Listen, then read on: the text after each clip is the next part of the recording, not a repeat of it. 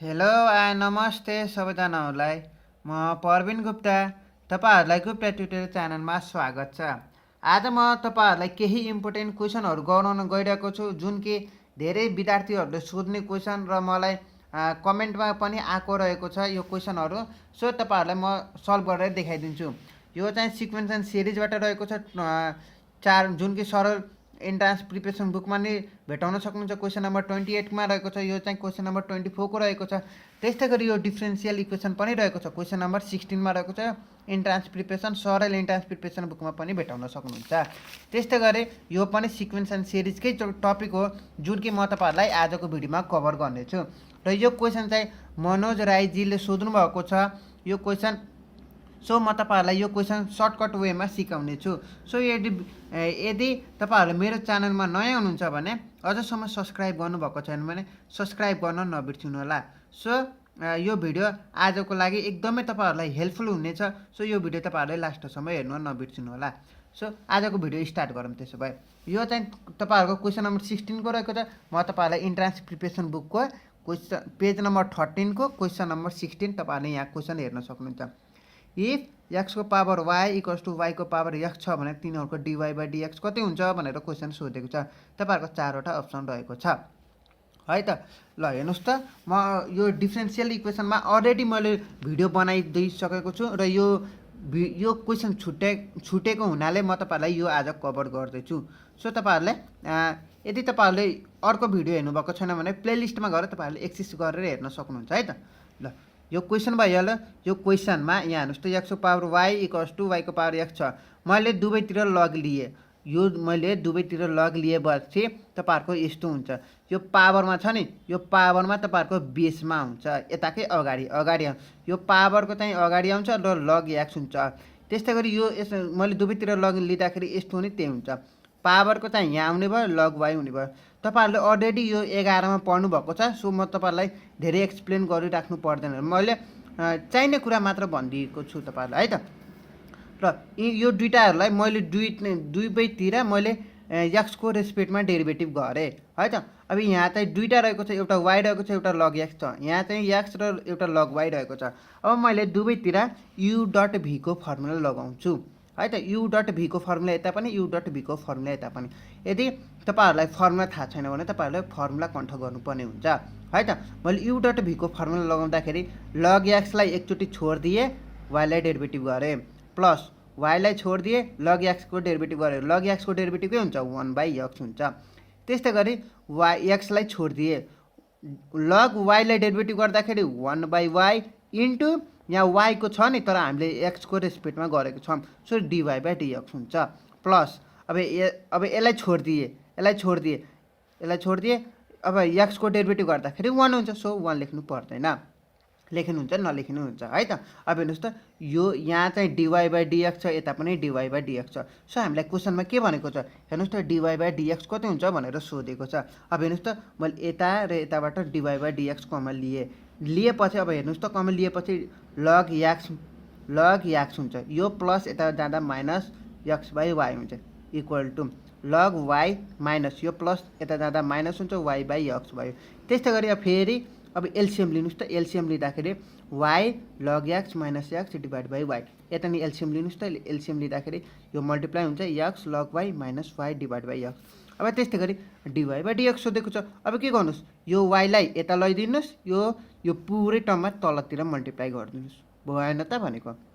यो वाईलाई यता मल्टिप्लाई गर्दाखेरि वाई यो चाहिँ पुरै ब्राकेटमा हुने भयो, x log Y minus Y, अनि तल अपनमा चाहिँ यो एक्सको एक्स भयो, ब्राकेटमा Y log x minus x. So तपाईँहरूको राइट एन्सर यति रहेको छ। यो कुन अप्सनमा छ हेर्नुहोस् त, यहाँ माइनस साइनस केही पनि छैन है त। वाई डिभाइड बाई एक्स ब्राकेटमा एक्स लग वाई, हेर्नुहोस् त, X log Y minus Y. So तपाईँहरूको राइट एन्सर सीको रहेको छ है त।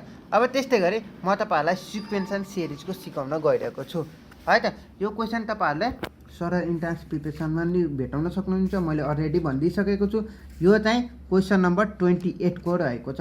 चिन्ता नलिनुहोस्, म तपाईँहरूलाई त्यो क्वेसन देखाउँदैछु है त। यो क्वेसन 28 को रहेको छ, हेर्न सक्नुहुन्छ तपाईँहरूले। यो क्वेसन रहेको छ, हेर्नुहोस् त, if x Y Z are in GP then log x log y log z are in AP GP HP none कुन छ भनेर तपाईँहरूलाई सोधेको छ। सो म तपाईँहरूलाई यो सल्भ गर्नको लागि म तपाईँहरूलाई केही फर्मुलाहरू भन्ने छु है त। एपी भनेको तपाईँहरूलाई दुईटाको first term plus second term divide by 2 हुन्छ। यदि तपाईँहरूलाई एबिसी तिनवटा दियो भने यो बिचको term equals to a plus c divide by 2 हुन्छ है त। अब त्यसै गरी जिपीमा भयो भने रुट ओभर एबी हुन्छ। यो मैले दुईटाको मात्र गरेको छु, यो दुईटाको मात्र। यहाँ चाहिँ तपाईँहरूलाई तिनटाको सोधेको छ, यहाँ तिनटाको सोधेको छ, यहाँ सक्नुहुन्छ तिनटा एक्स वाई जेड भनेपछि तिनटा भेरिएबल भइहाल्यो। सो म तपाईँलाई यो दुईटाको भेरिएबलको मात्र फर्मुला भनेको छु है त। अब त्यस्तै गरी एचपीमा भन्यो भने 2ab divide by A plus b हुन्छ र लग एक्स इन्टु वाईको फर्मुला तपाईँहरूको log x plus log y हुन्छ भनेर तपाईँले यो पुरै मैले ब्र्याकेटमा किन राखेको भन्दाखेरि यो तपाईँहरूलाई सम्झिनु पर्ने हुन्छ क्या फर्मुलाको रूपमा। अब त्यस्तै गरी यहाँ हेर्नुहोस् त मैले के गरेँ भन्दाखेरि अब हेर्नुहोस् त क्वेसनमा के भनेको छ एक्स वाई जेड चाहिँ जिपीमा छ अरे भनेको छ। जिपीमा भन्ने बित्तिकै रुट ओभर ए र बी छ हो कि होइन। अब मैले यहाँ त दुईटाको मात्र भनेको थिएँ। अब तिनटाको आउने बित्तिकै यो middle term equals to first र लास्ट हुन्छ क्या। Middle term equals to first र लास्ट यो जिपीमा भनेको छ। सो जिपीमा भनेको अर्थ तपाईँहरूले y equals to root over x z पनि लेख्न सक्नुहुन्छ अथवा तपाईँहरूले y square equals to x z पनि लेख्न सक्नुहुन्छ। तपाईँहरूको मर्जी जुन लेख्नुहुन्छ। मैले तपाईँहरूलाई यो लेखेँ किन यो सल्भ गर्न इजी हुन्छ। त यस बिएस स्क्वायरिङमा बोथ साइड गरेँ नि एउटै त हो नि भनेको क्या। अब हेर्नुहोस् त यो लेखेपछि अब 2/3 मैले लग लिएँ। लग लिएपछि अघि नै म तपाईँहरूलाई भनिदिएँ यो पावरमा जति पनि हुन्छ यहाँ अगाडि आउँछ र लग वाई हुन्छ। अब त्यस्तै गरी यहाँ चाहिँ अब केस यस्तो आएको लग एक्स र जेड आउँछ। यहाँ लग लिने बित्तिकै यस्तो आयो। अब यसलाई चाहिँ मैले फर्मुलामा खोलिदिएँ। फर्मुला कुन खेल्यो भन्दाखेरि लग एक्स प्लस लग वाई यहाँ चाहिँ इन्टुको फर्मुला छ हो। मैले यस्तै फर्मुला खोलिदिएँ। लग एक्स प्लस लग जेड भयो भएको भएन भयो। अब त्यस्तै गरी यो 2 छ नि मैले यता चाहिँ डिभाइडमै लैदिएँ। किन लको भन्दाखेरि अब तपाईँहरूलाई कोही अप्सन चाहिँ एपी जिपी एचपीमा सोधेको छ। सो अब हेर्नुहोस् त log Y equals to log x plus log Z divide by 2। अब हेर्नुहोस् त यो एपी भनेको दुईटा नम्बरको सम डिभाइड बाई 2 हो कि होइन। दुईटा टर्मकै एबी डिभाइड बाई 2 हो कि होइन। अब यही कन्डिसन आएन त भनेको हेर्नुहोस् त। सो अब यो कन्डिसन आउने बित्तिकै तपाईँहरूको के सम्झनुहोस् एपीमा हो भनेर। सो तपाईँहरूले हेर्नुहोस् त then x log y log z are in AP भनेर टिक लगाइदिनु के है त। अब त्यस्तै गरी यो क्वेसन 24 को रहेको छ। अब 24 को म तपाईँहरूलाई सिकाइदिन्छु। म क्वेसन नै तपाईँहरूलाई देखाइदिन्छु, चिन्ता लिनु पर्दैन है त। ल हेर्नुहोस् त 24 को सरी यहाँ रहेको छ 24 को है त। तपाईँहरूले हेरिसक्नुभयो होला आई होप तपाईँहरूले क्वेसन। ल अब म तपाईँहरूलाई क्वेसन सल्भ गरेर देखाइदिन्छु, चिन्ता नलिनुहोस् है त। अब त्यस्तै गरी हेर्नुहोस् त क्वेसनमा के भनेको छ A4B आर इन एपी भनेको छ। क्वेसनले सुरुमा तपाईँहरूले के भन्यो A4 र B चाहिँ एपीमा छ। मैले के भने अघि नै यो मिडल टर्म इक्वल्स टु एपीमा भनेको छ। एपीमा भन्ने बित्तिकै के गर्ने यो र यो फर्स्ट र लास्ट डिभाइड बाई 2 गर्ने हो कि होइन। अब गर्दाखेरि ए प्लस बी यो चाहिँ मल्टिप्लाई हुन्छ A plus B equals to 8 लेखेँ।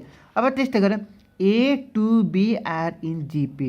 So यसको square equals to A dot B लेख्ने पाइयो हो कि होइन। जिपी भनेअनुसार 2 इक्वल्स टु रुट एबी लेख्ने। अब एसबिएस गर्दाखेरि 2 को होल स्क्वायर भनेको 4 एबी भयो। यो इक्वेसन सेकेन्ड भयो। अब चाहिँ तपाईँहरूको A1B चाहिँ कुनमा छ भनेर क्वेसनले सोधेको छ। अब मैले के गर्छु भन्दाखेरि एपीको नि भयो जिपीको नि भयो। अब एचपीको भन्छु के एचएम भनेको एचपी र एचएम भनेको एउटै हो होइन नबिजुक्कुने। अब एचएमको फर्मुला तपाईँहरूको के रहेको छ हेर्नुहोस् त 2AB divide by A plus b हो कि होइन हो नि है। अब एबी भनेको तपाईँहरूको 4 भयो। अब ए प्लस बी भनेको तपाईँहरूको 8 भयो। इक्वेसन आइरह्यो फर्स्ट र सेकेन्डबाट मैले भ्यालु राखिदिएँ। अब यो गर्नुहुन्छ भने तपाईँहरूको 1 आयो। अब हेर्नुहोस् त middle term equals to a र बी रहेको छ। हेर्नुहोस् त middle term equals to a र बी रहेको छ कि छैन 2AB divide by A plus b. So तपाईँहरूको अब के भयो यो 1 आए बित्तिकै यहाँ 1 छ बिचमा। सो तपाईँहरूको आउने बित्तिकै तपाईँहरूको यो चाहिँ एचपीमा रहेको छ भनेर थाहा पाउनु भयो। अब त्यस्तै गरी आजको लास्ट क्वेसन हेर्नुहोस् यो क्वेसन नम्बर 2 मा रहेको छ। म तपाईँहरूलाई क्वेसन देखाइदिन्छु, चिन्ता लिनु पर्दैन है त। ल यो चाहिँ 2070मा सोधेको छ। इफ ए को power X equal to B को power Y equals to C को पावर जेड छ भने ABC are in GP then X Y Z are in के हो भनेर क्वेसनले सोधेको छ। इन्ट्रान्स 2070मा सोधेको छ है त। अब म तपाईँहरूलाई यो सल्भ गर्नको लागि मैले के गर्छु भन्दाखेरि हेर्नुहोस् त, एबिसी आर इन जिपी भनेको छ कि छैन। अब जिपीको फर्मुला के, middle term equals to root over AC रहेको छ, हो कि होइन? यो तपाईँलाई थाहा छ जिपी भनेपछि। अब मैले के गरेँ, ए को power X equal to B को power Y equals to C को पावर जेड, यो सबै इक्वल छ भने बित्तिकै मैले यो दुइटासँग कम्पेयर गरेँ। पहिला कम्पेयर गरेपछि अब यो पावर छ नि, मैले यता डिभाइडमै ल्याइदिएँ क्या है त। अब ए इक्वल्स टु मैले ए को टर्ममा लेखिदिएँ, बी को power Y divide by X लेखेँ। अब त्यस्तै गरी यो र यो कम्पेयर गरेँ। कम्पेयर गर्दाखेरि सी इक्वल्स टु, यहाँ हेर्न सक्नुहुन्छ, सी इक्वल्स टु बी को पावर वाई जेड भयो, भएको भयो। अब यो ए र सी को टर्ममा किन लेखेँ भनेर तपाईँहरूलाई कन्फ्युज भएको होला, सोध्नु सक्ने चान्स, तपाईँहरूलाई क्वेसन क्वेरी गर्ने यहाँ चान्स हुन्छ क्या। अब तपाईँहरूले सोध्नुहुन्छ, अब दाइ हजुरले यस्तो पनि गर्न सक्नुहुन्थ्यो होला, हो कि होइन? तपाईँहरूले यस्तो पनि यस्तो किन नगर्नु भएको होला भनेर सोध्नुभयो होला। किन नगरेको भन्दाखेरि यहाँ हेर्नुहोस् त, ए र सीको भ्यालु छ कि छैन। ए र सीको यो जिपीमा भने बित्तिकै ए र सी छैन। सो अब ए को भ्यालु यो राख्न पाइन्छ, सीको भ्यालु यो राख्न पाइन्छ, त्यसैले यो दुइटा यसरी गरेको, यो दुइटा नगरेको है त। अब हेर्नुहोस्, अब तपाईँहरूलाई क्वेसनमै भनेको छ, हेर्नुहोस् त क्वेसनमा एबिसिआरए जिपी भने। सो जिपी भन्ने बित्तिकै मैले यसरी लेख्न त पाइन्छ नि त। अब यसलाई एसबिएस गरिदिएँ, गरेपछि यसको बी स्क्वायर हुन्छ, एसी हुन्छ। अब ए र सी को भ्यालु अब राख्ने हो पट, ए को भ्यालु वाई बाई बी को power Y by X, C को पावर बी को पावर वाई बाई जेड लेखिदिए है त। अब हेर्नुहोस् त, बी को होल स्क्वायर, बी को स्क्वायर इक्वल्स टु बी को पावर, यो बेस चाहिँ सेम भयो, पावर त एड हुने भयो नि त। अब एड भएपछि अब हेर्नुहोस् त, यसको बेस र यसको बेस सेम भएपछि अब कम्पेयर गर्दाखेरि 2 इक्वल्स टु वाई को power Y divide by X plus Y divide by Z. अब यो दुइटाको एलसिएम लिनुहोस् त, एलसिएम लिँदाखेरि यति आयो, आएको आएन, आयो। आएपछि अब यो दुइटाबाट वाई कमन लिन सक्नुहुन्छ, वाई कमन लिँदाखेरि x plus Z divide by x Z भयो। अब यो दुइटा यता यो एक्स जेड यता मल्टिप्लाई भयो, वाई के अरे यसरी लेख्न पाइन्छ क्या। अब 2 x Z divide by X plus Z भयो, भएको भने अब यो मिडल टर्म भनेको वाई भयो। सो अब हेर्नुहोस् त, अब मिडल टर्म भनेको यो भयो, एक्स र जेड चाहिँ फर्स्ट र लास्ट भयो, यो चाहिँ मिडल टर्म भयो कि भएन। अब हेर्नुहोस् त, हामीले चाहिँ middle term equals to first र लास्ट भयो। अब यो चाहिँ के को सम्झिनुहोस् त, तपाईँलाई एकचोटि एचपीको रहेको छ। तपाईँहरूले सुरुमा A divide by A plus B आउने बित्तिकै यो एचपीको हो, र A plus B divide by 2 आउने बित्तिकै एपीको हो, र जिपी भनेपछि बी इक्वल्स टु एबी भनेर सम्झिनुहोस्। यो चाहिँ तपाईँहरूको यो एचपीको के अरे जिपीको हो भनेर सम्झिनुहोस् है त। यहाँ बी इक्वल्स टु एसी हुन्छ, यो अहिले तिनवटा भेरिएबलको लागि हो भनेको है त, है त। यति तपाईँहरूले सम्झिनु। सो तपाईँहरूको राइट एन्सर के भयो त, एचपी रहेको छ। सो आजको क्वेसन यति नै हो, र नेक्स्ट भिडियो म तपाईँहरूलाई म्याट्रिक्सबाट गराउने छु। यो चाहिँ इम्पोर्टेन्ट क्वेसनलाई भन्नुपर्छ तपाईँहरूको लागि है त। सो आजको भिडियो यति नै। यदि तपाईँहरूलाई यो भिडियो राम्रो लाग्यो भने साथीहरूलाई सेयर गर्न नबिर्सनु, र अझैसम्म मेरो च्यानल सब्सक्राइब गर्नुभएको छैन भने सब्सक्राइब गर्न नबिर्सनु। So thank you guys watching this video.